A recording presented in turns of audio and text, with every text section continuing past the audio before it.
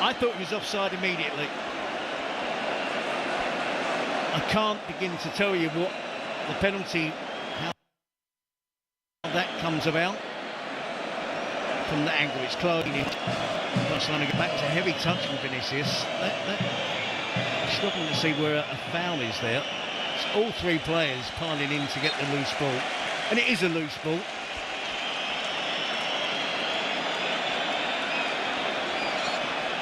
There was no trip on Vinicius, there was no kick on Vinicius. It was a hell of a collision between the three of them.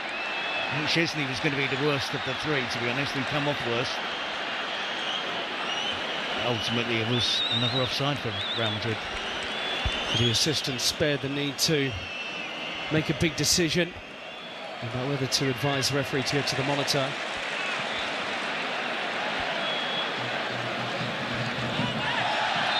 Handball by Valverde. You've got to look and think how Real Madrid are going to get back in this game. We've got lots of opportunities. Fede Valverde with a rocket from 35 yards might be one option. Bellingham breaking into the box. Vinicius coming up with a bit of magic. Kylian Mbappe coming off the bench. Maybe, well, definitely Ancelotti would like to see more from Rodrigo. Chance to whip the ball in here. It's another foul on Dani Olmo.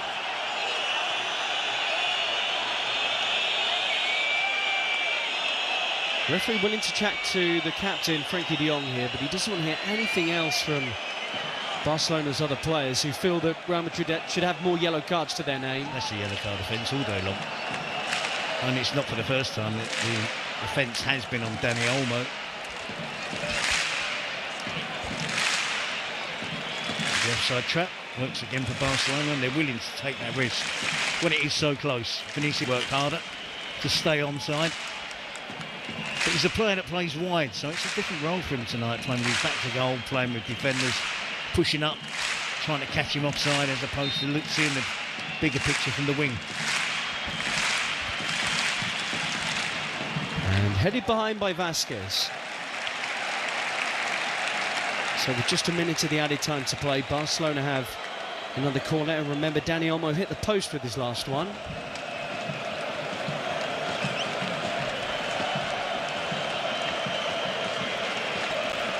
They're the two at the near post. Tasked with that job of flicking the ball on. It is flicked on. Koundé can't get to it. It's hooked away by Rodrigo, and Rafinha, for some reason, went for that. He's been that good this season. I don't blame him. And there's Koundé back defending. There's a real work rate about this Barcelona team right now. No foul. Referee tells Jude Bellingham to get up. De Jong. Lamine Yamal. And there is the half-time whistle, a half that Barcelona have dominated. The Real Madrid players heading straight over to the referee, but the standout moment, this young man strike, Pedri, sweeping the ball into the top corner as the game approached its half hour.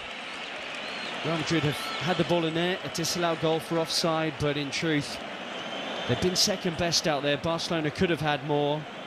Dani Olmo hit the post of the corner. But it was some strike to open up this Copa del Rey final. Can Real Madrid turn this around into the second half? That's the big question in Seville at half-time. And will they turn to Kylian Mbappe? How fit is he? Will he come on? With a break, it is Barcelona 1, Real Madrid 0.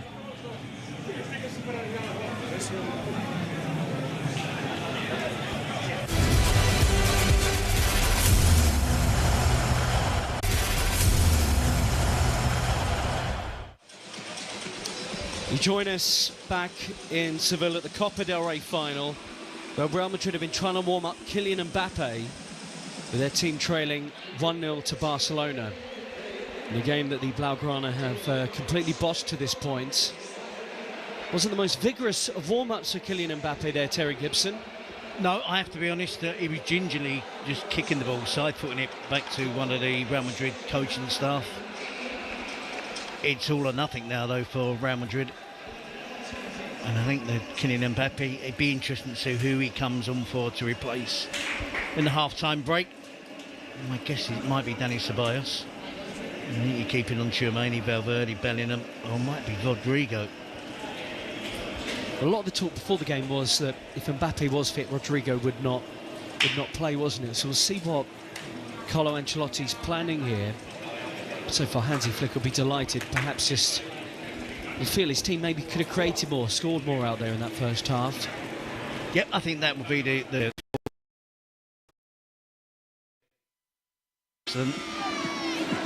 I would be surprised if it's not Vinicius out the left and Mbappe out the middle, Rodrigo on the right when you're trailing 1-0 in the Copa del Rey final against Barcelona. Danny Ceballos didn't look particularly comfortable playing out on that left side. Vinicius doesn't look comfortable playing as the lone centre forward. It needs a drastic change from Ancelotti.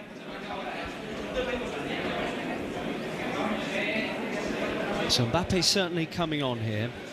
Remember, he also recently served his suspension for that horrid challenge on Antonio Blanco in the Alaves game. But only a one-game ban. That's incredible. Honestly, the referee's report was the deciding factor. The referee on the day didn't give a free kick, didn't give a yellow card, and he was adjudged to say it was the intention was to play the ball. It was a non-violent tackle. It clearly wasn't. Either it was a violent tackle, no intention to play the ball. But he's back. He's back in this match. He's going to appear, and he's a sub for Real Madrid in the second half. It strengthens clearly their attacking options. A truly brilliant footballer, and he has been, in my opinion, fantastic this season for Real Madrid. So just a 1-goal deficit after being totally outplayed in the first half. Kylian Mbappe coming on. Real Madrid do have a chance. A look and a smile at the camera from Lamine Yamal, and a little look over his shoulder at the sight of Real Madrid's number 9 emerging. So wait and see which of the 11 does not emerge here. What can Real Madrid do better? They had 36% of the ball in that first half and 1 shot compared to Barcelona's 9. Yep, the percentage of possession they won't be too bothered about that. But they didn't carry a threat on the counter-attack, and when they're at their best, they're exhilarating on the counter-attack. They can be lethal on the counter-attack, and this player adds to that. With his pace, the question of beating the offside trap, getting a little bit more time on the ball, hoping the Barcelona performance slows down a touch in the second half. It doesn't normally, but they have put a lot of effort into the first half tonight, Barcelona. Can they keep it up for the 90 minutes? 33 goals for Mbappe this season, as many as Cristiano Ronaldo had in his debut campaign for Real Madrid too. Carlo Ancelotti booked in the first half, such were his frustrations.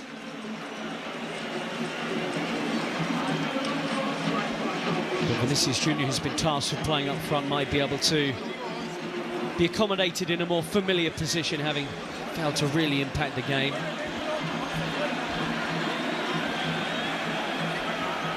And you were spot on, Terry. It is Rodrigo who makes way for Kylian Mbappe, who enters this Clasico Cup final.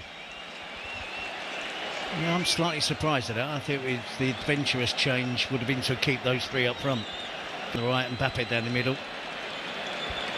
Rodrigo hasn't been in good form, though, in terms of scoring goals. And he was on the periphery of the entire first 45 minutes in this match.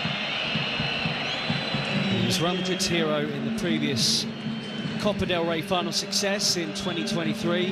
Here against Osasuna, who scored both goals, Rodrigo.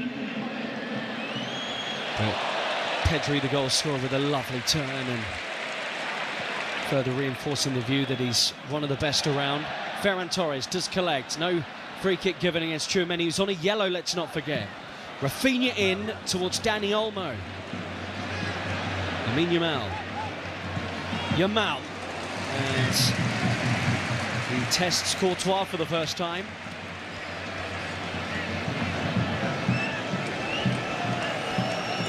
Skips inside, doesn't he? Very predictable, Lamine Yamal, but impossible to stop.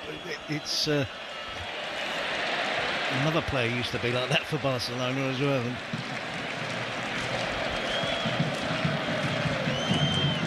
Can't think of his name.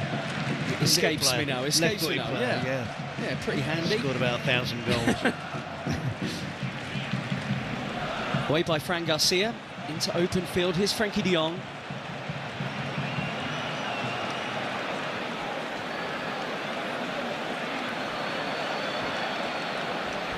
Out to Rafinha, who certainly was popping up in plenty of central areas in that first half. Yeah, I think he does do that, but he a little bit more in this game than he normally does. I mean, you don't score 30 goals and make as many goals as he has by playing, hugging the touchline in the same way that Lamine Yamal does on the right flank. Maybe he feels with Lewandowski not playing tonight, he could lend a hand to Ferran Torres in the central attacking role.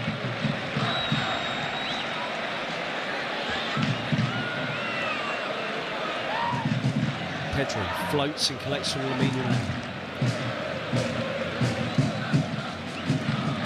Barcelona games this season have averaged 4 goals a match. Most of any club in Europe's top 5 leagues. Rafinha belts it into the arms of Courtois, who holds well. He certainly pinged that one, didn't he? In a relatively short backlift.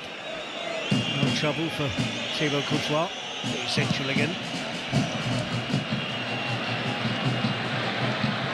Towards Mbappe for the first time. Like a foul by Bellingham, and it is.